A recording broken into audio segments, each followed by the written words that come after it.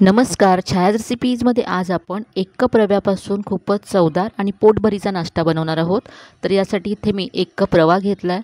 उपम्यासाठी आपण जो जाड रवा वापरतो तो इथे मी घेतला आहे. आता यामध्ये पाव कप बेसन घालायचं आहे. बेसनामुळे रेसिपीला चव खूप छान येईल. यानंतर यामध्ये बारीक चिरलेला कांदा घालायचा आहे. आता यामध्ये भाज्या घालूया. तर इथे मी किसलेला गाजर घालते आहे. यानंतर यामध्ये बारीक चिरलेली शिमला मिरची घालायची आहे. तुमच्याकडे जर स्वीट कॉर्न असेल तर 2 चमचे स्वीट कॉर्नचे दाणे इथे घातले तरी चालेल आणि इथे तुमच्या आवडीप्रमाणे तुम्ही भाज्यांचं प्रमाण कमी जास्त करू शकता. यानंतर यामध्ये मी किसलेलं आलं घातलं, बारीक चिरलेली हिरवी मिरची घातली आणि आता यामध्ये बारीक चिरलेला कढीपत्ता घालायचा आहे आणि यानंतर बारीक चिरलेली कोथिंबीर घालायची आहे. आता इथे अर्धा चमचा मी धने जिरे पूड घालते. यानंतर चवीप्रमाणे मीठ घालायचं आहे. आता इथे मी पाव कप दही घेतलं आहे. थोडंसं आंबट दही घ्यायचं म्हणजे चव छान येते रेसिपीला. हे आता मिक्स करून घेऊया. इथे आता मी दह्याच्याच कपामध्ये 1 कप पाणी घेतलं आहे. यातलं थोडं थोडं घालत जायचं आहे आणि हे मिक्स करत जायचं आहे. सुरुवातीला मी अर्धा कप घातलं पाणी, आणखी पाव कप घातलं. अजूनही हे घट्ट आहे तर इथे उरलेलं पाणीसुद्धा घालते. तर इथे मी सगळं 1 कप पाणी घातलं. 1 कप आपण रवा घेतला होता तर 1 कप रव्यासाठी इथे मला 1 कप पाणी लागलं आहे.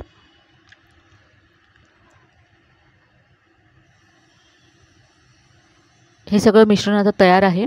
हे आता आपण असंच झाकून ठेवूया 15 ते 20 मिनटं, म्हणजे याच्यामधला जो रवा आहे तो छान फुलेल.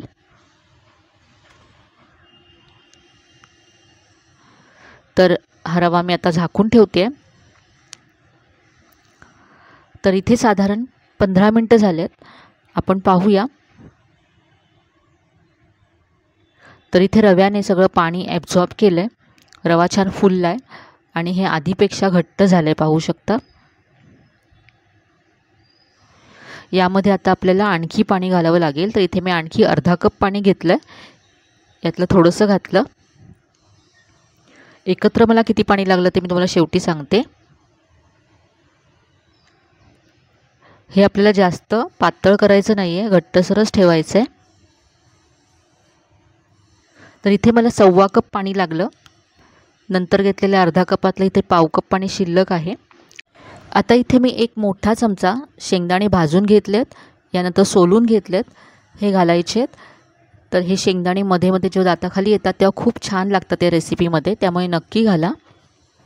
आता हे मिक्स करून घेऊया. तर हे मिश्रण आपलं तयार आहे.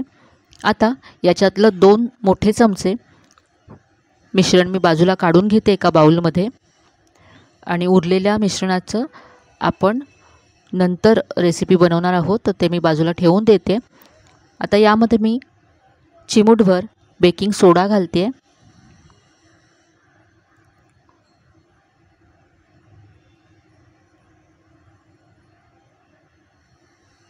आता इथे मी गॅसवरती कढई गरम करत ठेवले.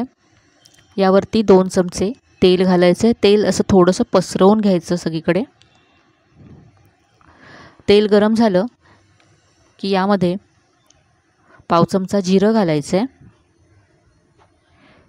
यानंतर यामध्ये बारीक चिरलेला कढीपत्ता घातला आणि पाव चमचा सफेद तीळ घातलेत.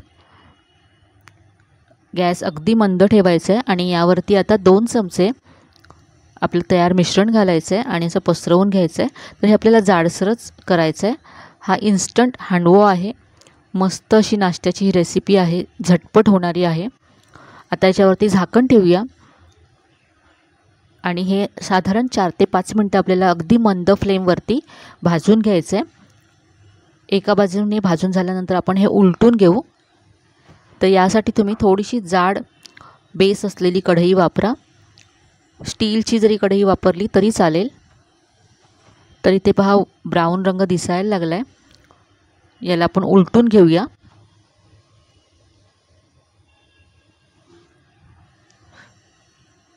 तर याला असं अलगद उलटून घ्यायचं आहे. पाहू शकता किती मस्त रंग आला याला. आणि अगदी मंद फ्लेम ठेवायची गॅसची, म्हणजे हे आतपर्यंत छान भाजलं जातं। आता यावरती पुन्हा झाकण ठेवूया आणि दुसऱ्या बाजूने सुद्धा आपण हे 3 ते 4 मिनटं भाजून घेऊया, म्हणजे दुसऱ्या बाजूने सुद्धा याला असाच छान ब्राऊन रंग येईल आणि छान खमंग दिसेल। तर यावरती मी झाकण ठेवते। तर इथे आता साधारण 5 मिनटं झालेत आणि हे तयार आहे। आपण काढून घेऊ।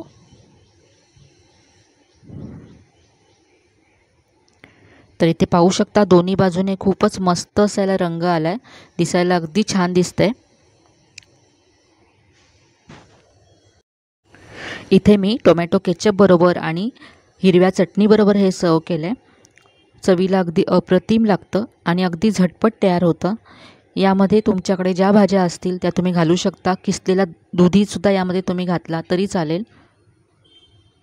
तर मस्त अशी ही रेसिपी नक्की करून पहा, अगदी झटपट तयार होते। नाश्त्यासाठी अगदी मस्त रेसिपी आहे। तर आजची ही रेसिपी तुम्हाला नक्कीच आवडली असेल। रेसिपी कशी वाटली कमेंटमध्ये कळवायला विसरू नका। रेसिपी जर आवडली असेल तर व्हिडिओला जास्तीत जास्त लाईक करा, शेअर करा। चॅनलवर नवीन असाल तर चॅनलला सबस्क्राईब करायला विसरू नका। चला तर मग पुन्हा भेटूया अशा छान छान आणि नवीन नवीन रेसिपीसह। तोपर्यंत धन्यवाद।